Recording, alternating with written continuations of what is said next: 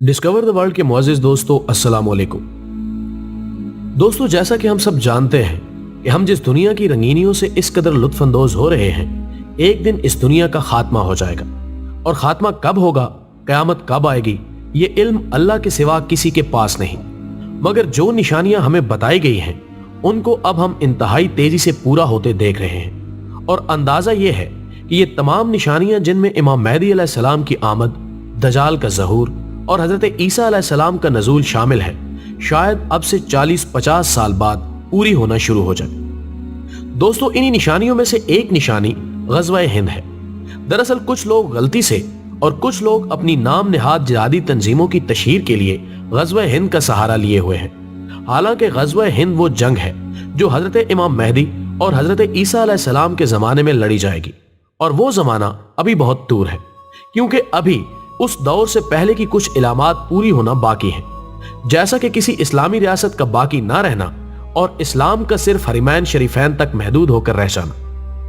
आप सल्लल्लाहु अलैहि वसल्लम ने फरमाया, इस्लाम अपनी पहली हालत की तरफ लौटेगा जिस तरह के इब्तदा मदीना से हुई थी, हत्ता के ईमान सिर्फ मदीना में रह जाएगा। ख़वातीनो हज़रात, ग़ज़वा हिंद को ग़ज़वा कहने का हरगिज़ ये मतलब नहीं कि इसमें हज़रत मोहम्मद सल्लल्लाहु अलैहि वसल्लम शिरकत करेंगे, बल्कि ये उन ग़ज़वात मऊदा में शामिल हैं जिनकी आप सल्लल्लाहु अलैहि वसल्लम ने पेशनगोई की हो।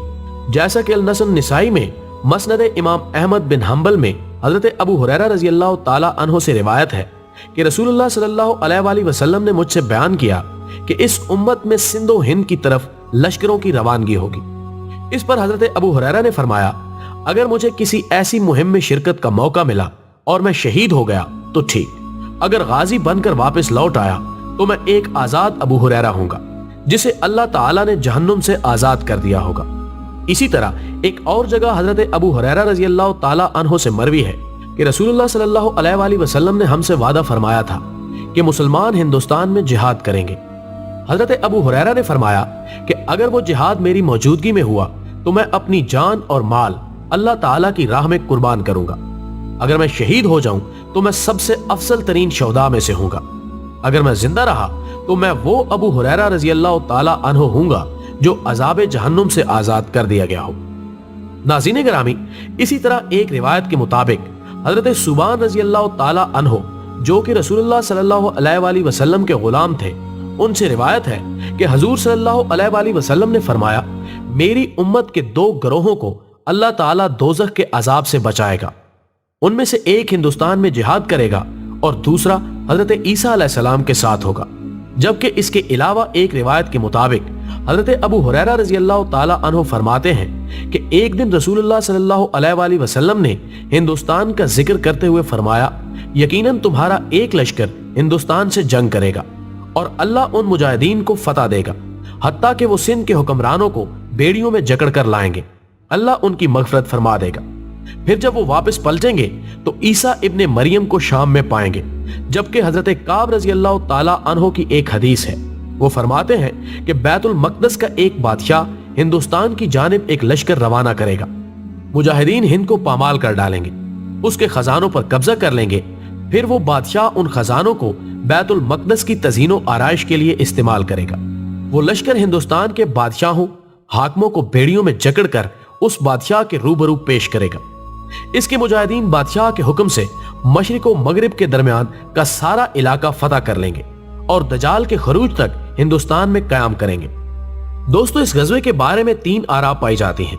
पहली ये कि इस्लाम के इब्तदाई और वस्ती दौर में जिनकी बिना पर हिंदुस्तान एक अरसे तक दारुल इस्लाम बना रहा और वहां इस्लामी हुकूमत कायम रही, यही गज़वात अल हिंद का मिस्ताक थी, जिनमें बिलखसूस मोहम्मद बिन कासिम और सुल्तान महमूद गजनवी की मार का आराई काबिल जिक्र है।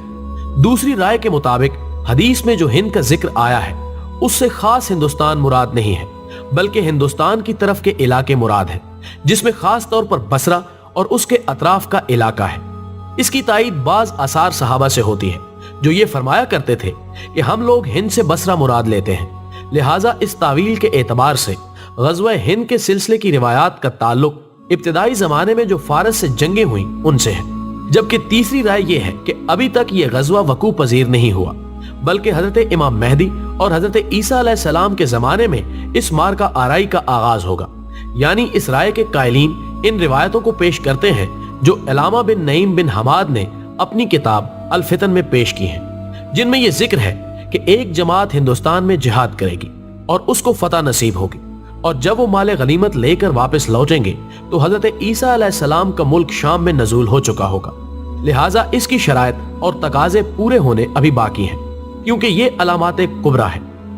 خواتین و حضرات، قرآن پاک میں وہ تمام تر واقعات جو قیامت تک واقع ہونے والے ہیں اللہ تعالیٰ نے بیان فرما دیے، اور نبی کریم صلی اللہ علیہ وآلہ وسلم نے بھی ان تمام اولین و آخرین کے واقعات اپنی حیات طیبہ میں بیان فرما دیے، تاکہ اہل ایمان آئندہ آنے والے فتنوں، احوال اور جنگوں سے آگاہ ہو سکیں اور بروقت ان کی تیاری کر سکیں اور آزمائشوں اور مصائب میں ثابت قدم رہ سکیں۔ لہٰذا آخر الزمان کی احادیث مبارکہ میں اللہ کے پیارے رسول صلی اللہ علیہ وآلہ وسلم نے کئی ایک مقامات پر امت کو ایمان بچانے کے لیے نصیحت کی ہے، اور کہیں عظیم فتوحات کی وہ بشارتیں بھی دی ہیں جو ایک مومن کو مایوسی کے عالم میں یقین کی کیفیت دے دیتی ہیں۔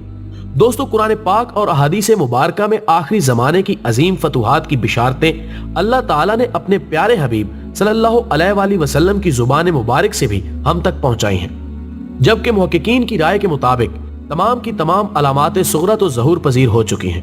اب علامات کبریٰ کی باری ہے جو غلبہ دین کی صورت میں ظہور پذیر ہوں گی، اور ایک رائے کے مطابق غزوہ ہند دراصل بین الاقوامی جنگوں کے سلسلے کا آغاز ہوگا، اور اگر حدیث مبارکہ کے پیش نظر غزوہ ہند کے واقع ہونے کی شرائط پر غور کیا جائے تو احادیث مبارکہ سے ہمیں یہ معلوم ہوتا ہے کہ غزوہ ہند علامت کبریٰ ہے، کیونکہ یہی فاتح فوج ایلیا یعنی القدس جائے گی تو بعد میں حضرت عیسیٰ علیہ السلام کی فوج سے مل جائے گی، جبکہ حدیث مبارکہ کے مطابق غزوہ ہند کی بڑی شرط یہ بھی ہے کہ اس جنگ میں چین بھی شامل ہو جائے گا۔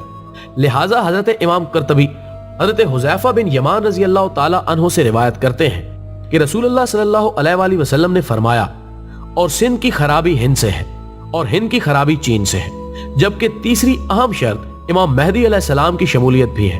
دوستو، اس وقت پورا عالم کفر عالم اسلام کو صفحہ ہستی سے مٹانے کے لیے اس طرح سے جمع ہے جیسے بھوکے لوگ دسترخوان پر جمع ہوتے ہیں۔ ایسے وقت میں اہل ایمان کو چاہیے کہ اپنے اندر سے وہن کو ختم کر دیں اور دنیا کی محبت اور موت کے خوف کو دل سے نکال پھینکیں۔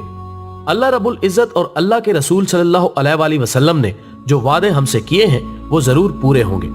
دشمنان اسلام اپنی منصوبہ بندی میں مصروف ہیں، جبکہ اللہ اور اس کے رسول صلی اللہ علیہ وآلہ وسلم کا ایک اپنا منصوبہ ہے۔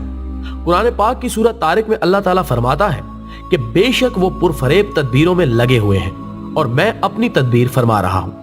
لہٰذا آج کے مسلمان کوشش کریں کہ اللہ تعالیٰ ہمیں اپنے منصوبے کا حصہ بنا لے اور اسلام اور پاکستان کی خدمت کا وافر حصہ ہمیں عطا فرما دے، اور اگر ہم نے پاکستان کی تعمیر اور اس کے مقصد کی تکمیل نہیں کی تو اللہ رب العزت ہمارا محتاج نہیں، وہ ہمیں ختم کر کے کوئی دوسری قوم لے آئے گا جو اللہ سے محبت کرتی ہوگی اور اللہ اس سے محبت کرے گا۔